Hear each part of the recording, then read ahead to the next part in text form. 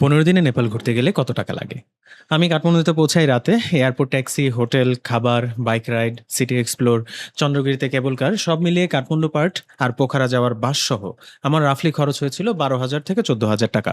উল্লেখ্য, কাঠমান্ডুতে bike rent ছিল 3,000, চন্দ্রগিরিতে কেবল কার ছিল 1500 এবং আমি যে হোটেলে ছিলাম সেটার পার নাইট খরচ ছিল 2,000। এই সব কিছু এর মধ্যে ইনক্লুডেড। এরপর পোখারা থেকে শুরু করি Annapurna base camp track.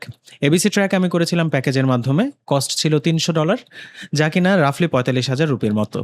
First time গেলে প্যাকেজ অপশন অনেক ইজি, কারণ hotel pick up, track management, guide, stay সবকিছু ওরাই ম্যানেজ করে দেয়। এবিসি ট্র্যাকে পোর্টার নিতে চাইলে খরচ পড়ে প্রতিদিন 2,000 নেপালি রুপি, আর শেয়ার করে নিলে পার পার্সন 1,000 রুপি। এবিসি শেষে পোখারাতে হোটেল নিয়েছিলাম। 3 জনের রুম ছিল 2500 রুপি, আর সিঙ্গেল বা ডাবল রুম সাধারণত 2,000 রুপিতে পাওয়া যায়। এই সমস্ত হোটেলে সকালবেলা ব্রেকফাস্ট ইনক্লুডেড থাকে। এরপর মুস্তাং বা মুক্তিনাথ সাইডে গেলে ট্রান্সপোর্ট খরচ পড়বে 5 থেকে 6,000 রুপি। এটা একটা শেয়ার ট্যাক্সি। পোখারা থেকেই সেই শেয়ার ট্যাক্সি পাওয়া যায়। ওখানে এক রাত হোটেল ছিল 1500 রুপি ফর 2 পার্সন, অ্যান্ড খাবারের ব্রেকফাস্ট 5 থেকে 600 রুপি, আর পুরো দিনের খাবার 1400 থেকে 1800 রুপি।